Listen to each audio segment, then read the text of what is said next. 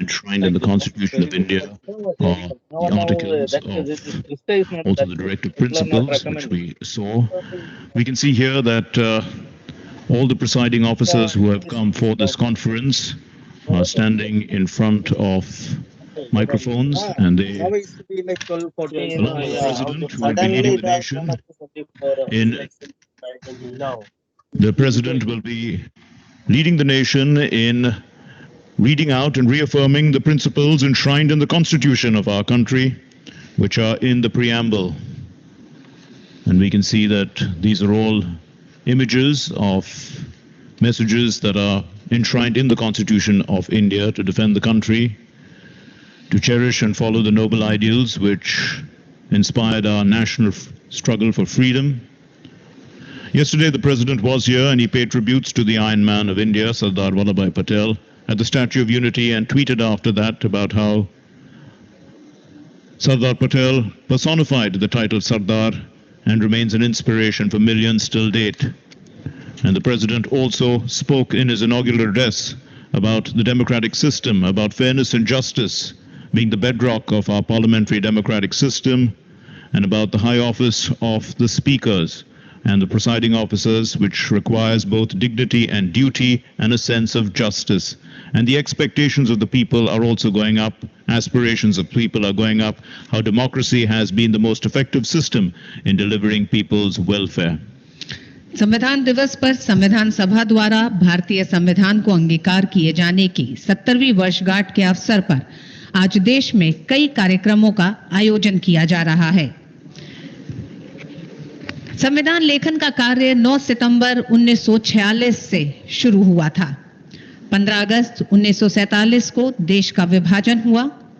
4 जनवरी 1948 को पहला प्रारूप तैयार हुआ, जिस पर तकरीबन 32 चली। हस्तलिखित अंग्रेजी का प्रारूप 6 महीने में पूरा हुआ था। 26 नवंबर 1949 को संविधान सभा द्वारा आत्मर्पित किया गया संविधान। अंग्रेजी हस्तलेखन संविधान का प्रेम बिहारी नारायण रायजादा सक्सेना जी ने किया।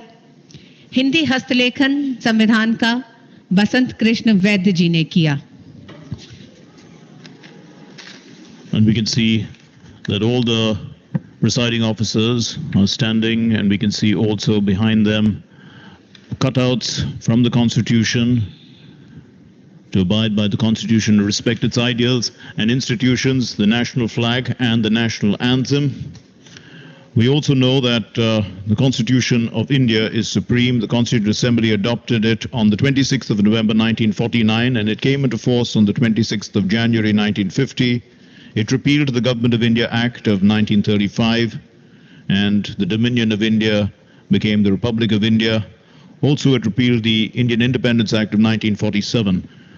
The Speaker of the Lok Sabha, Shri Om Birla, the Minister of State for Parliamentary Affairs.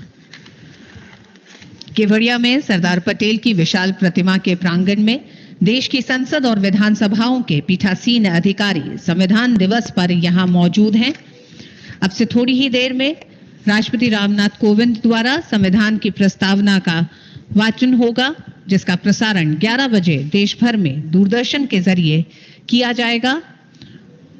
और संविधान की इस प्रस्तावना को यहाँ मौजूद देश के संसद और विधानसभाओं के पीठासीन अधिकारी भी इस प्रस्तावना को पढ़ेंगे।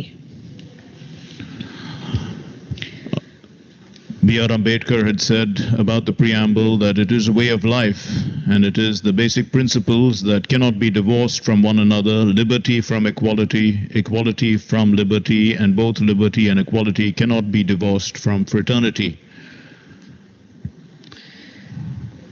हमारे संविधान निर्माताओं के सामने एक बहुत ही महत्वपूर्ण विषय पर चर्चा हुई, जिसके बाद भारत की संस्कृति, संस्कार और सभ्यता मूलक इतिहास के प्रवाह को भी विभिन्न छवियों के द्वारा संविधान में स्थान दिया गया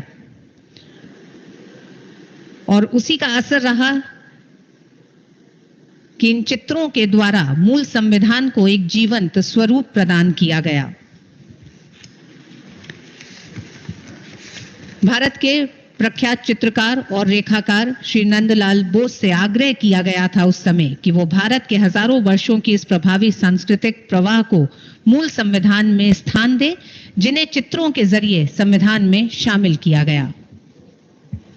माननीय राष्ट्रपति श्री रामनाथ कोविंद जी।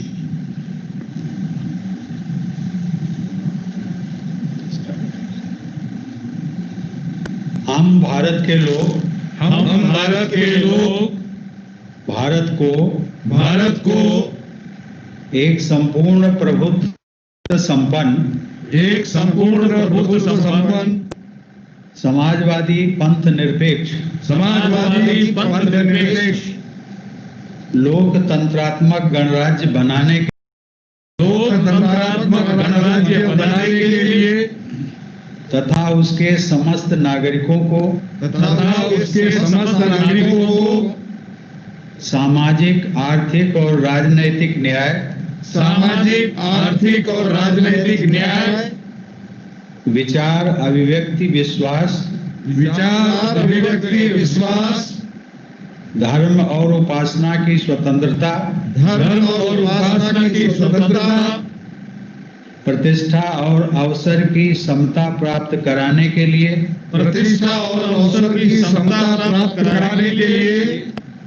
तथा उन सब में व्यक्ति की गरिमा और राष्ट्र की एकता और अखंडता सुनिश्चित करने वाली बंधुता बढ़ाने के लिए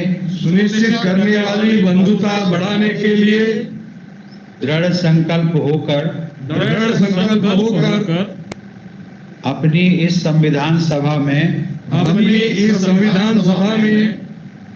आज तारीख 26 नवंबर 1949 ईस्वी को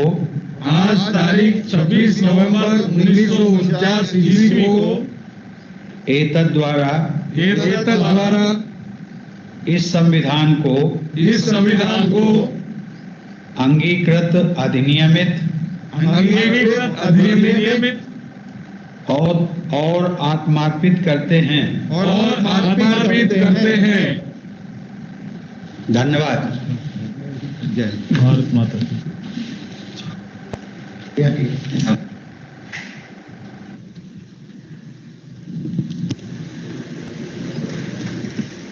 भारत माता की जय। भारत माता की जय। And having read the preamble of the Constitution and reaffirming the commitment to the Constitution and the values enshrined in the Constitution, the leaders of the various assemblies and councils and legislatures of our country will now return to their working session, and we return to the studios of Doordarshan.